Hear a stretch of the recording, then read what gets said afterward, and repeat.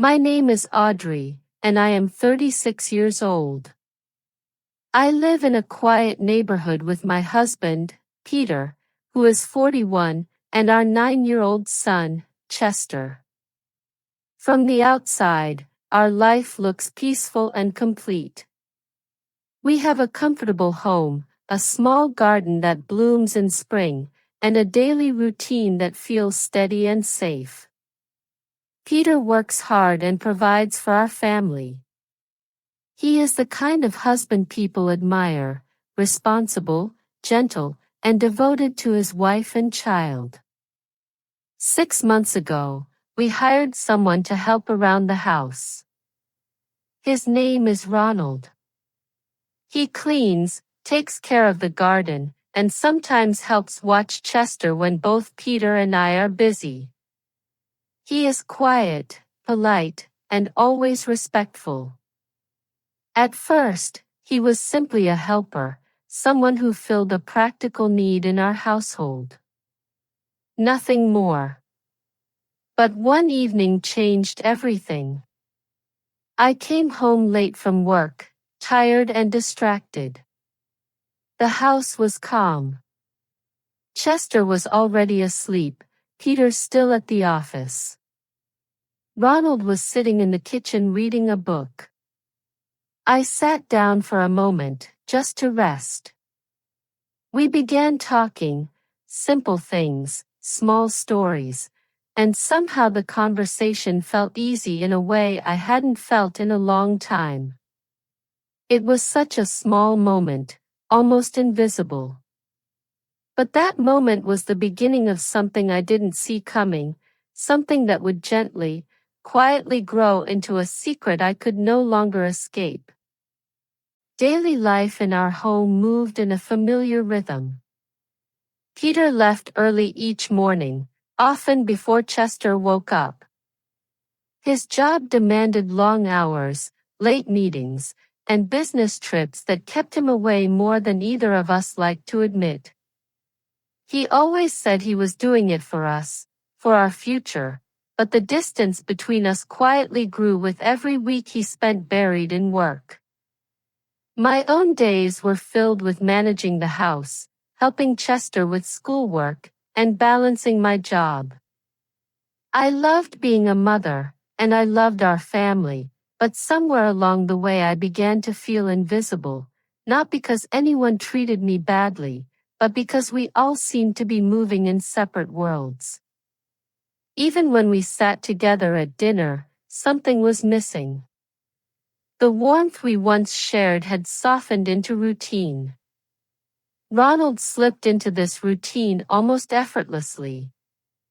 He worked hard, never complained, and carried a calmness that made the house feel lighter. He didn't speak much, but when he did, he spoke gently. At first, I didn't pay attention to it. He was simply helpful, someone who made our busy days easier. But over time, the quiet moments became more noticeable.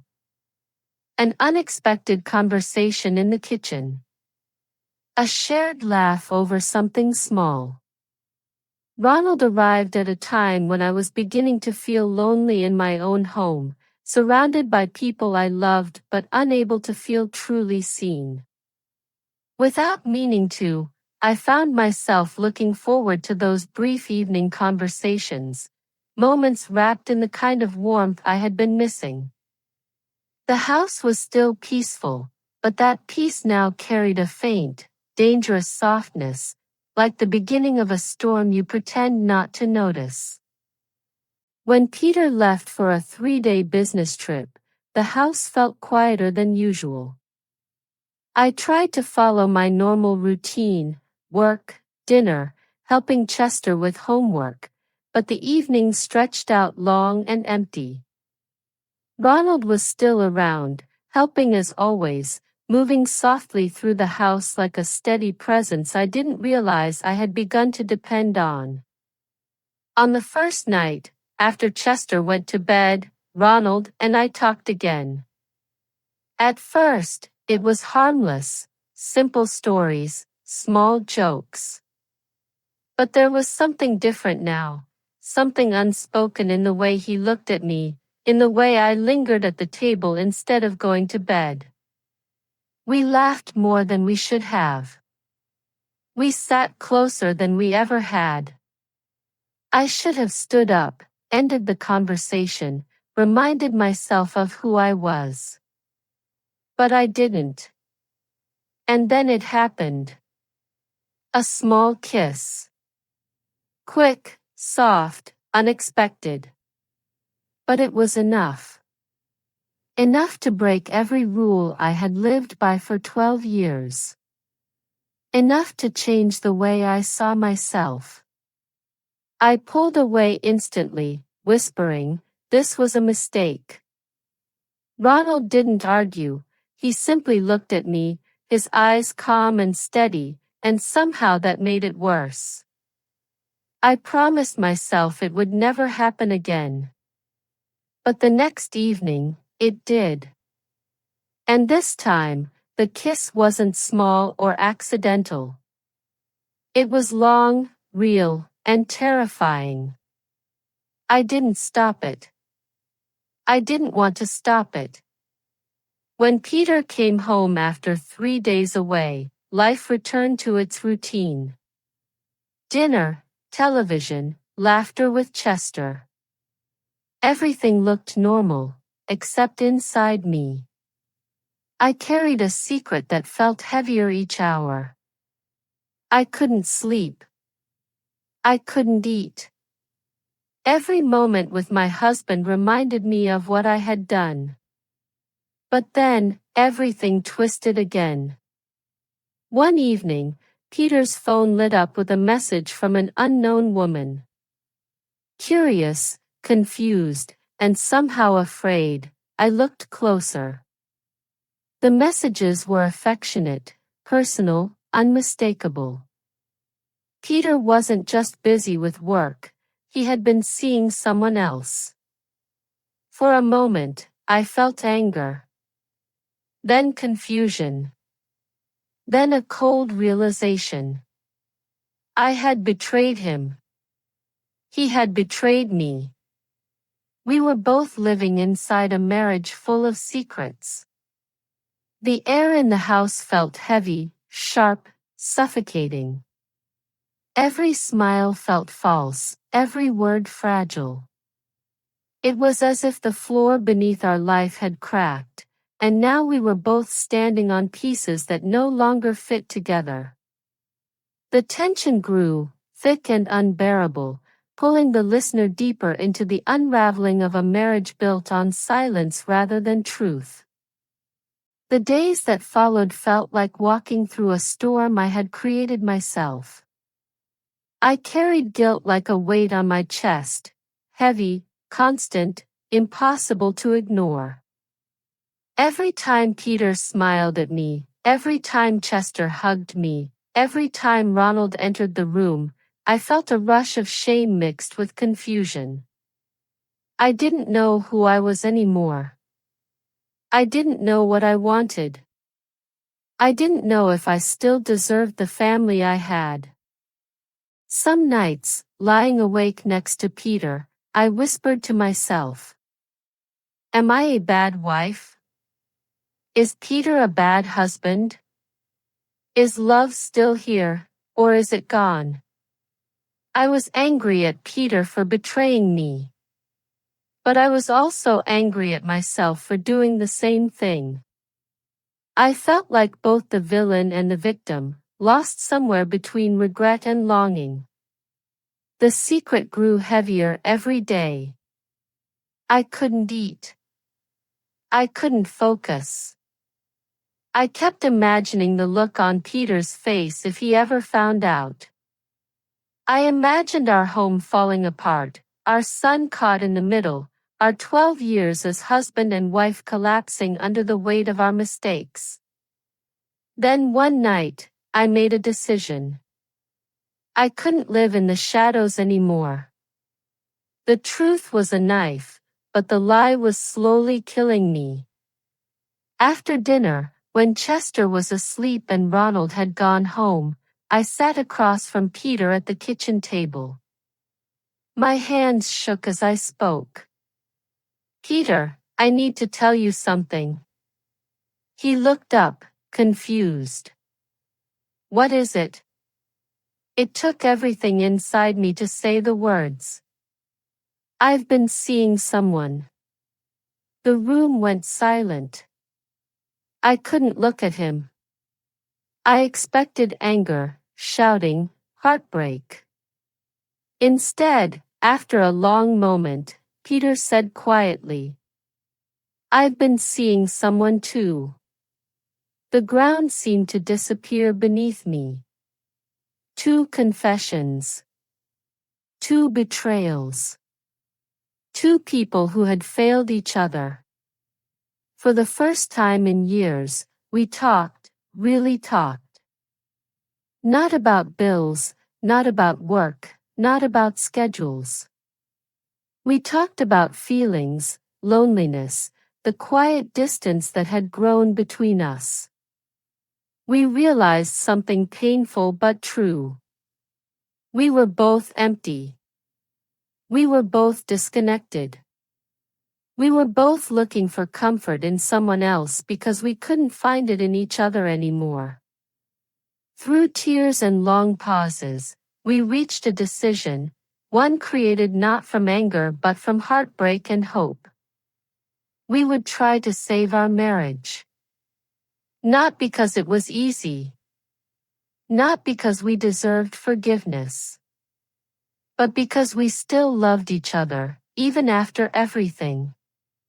And because sometimes, the moment everything breaks, is the moment you finally see what needs to be rebuilt.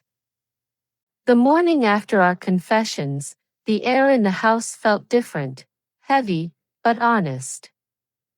We knew that nothing could change unless we removed the things that had broken us. The first step was letting Ronald go. It wasn't easy. He had become part of our daily life, and Chester adored him, but keeping him in the house meant keeping the wound open. Peter spoke to him calmly, and Ronald left without anger, only a quiet understanding. Peter then cut ties with the woman he had been seeing. He showed me the message he sent, simple and final. I could see in his eyes that he meant it. But the truth was, ending those relationships didn't magically fix the damage between us. We were still 2 people who had betrayed each other. 2 people who needed to learn how to trust again. We decided to go to marriage counseling once a week. At first, it was awkward. Sitting in a room with a stranger, talking about our deepest failures, it felt like tearing open a healing wound. But slowly, the conversations began to help. We talked honestly, sometimes painfully, about why we drifted apart, about loneliness, about unmet needs. At home, we started spending more intentional time together. Dinner at the table instead of in front of the TV. Evening walks. Simple conversations we hadn't had in years. Trust didn't return instantly. There were still nights when doubt crept in. Moments when one of us asked too many questions. But slowly, quietly, we found our way back. 1 year later, we took a weekend trip to the beach, our first trip alone since Chester was born. On the last night, as the sun set, Peter handed me a small box. Inside was a new wedding ring. "A new ring," he said, "for a new start." Tears filled my eyes, not from sadness, but from a gentle, hard-earned peace. We weren't perfect. Our marriage wasn't perfect. But we were real, rebuilt, and finally growing again. Now I understand that secrets grow quickly when love grows quiet. For years, Peter and I lived in the same home, sharing the same routine, but slowly losing the connection that once held us together. We didn't notice it happening. We didn't talk about it. We simply drifted apart in silence. And in that silence, both of us made choices we never imagined we would make. I learned that mistakes don't destroy a marriage, silence does. It wasn't the kisses with Ronald or the messages on Peter's phone that broke us. It was all the moments before that, the ones where we stopped talking, stopped listening, stopped seeing each other. When communication fades, love becomes vulnerable, and even good people can make painful decisions. Sometimes love means choosing to fight for each other, even after falling apart. Forgiveness is not easy. It isn't quick, nor does it fix everything overnight. But choosing to understand, to be honest, and to rebuild, those choices can heal more than anger ever could. This experience taught me that infidelity doesn't always come from lack of love. It often comes from loneliness, exhaustion, and unmet emotional needs. Marriage requires more than responsibility. It requires effort, empathy, and continuous communication. I also learned that everyone can make mistakes, and what matters most is how we choose to rise afterward. Do we hide? Do we blame? Or do we take responsibility and grow? Our story did not end in perfection, it ended in truth, growth, and renewed commitment.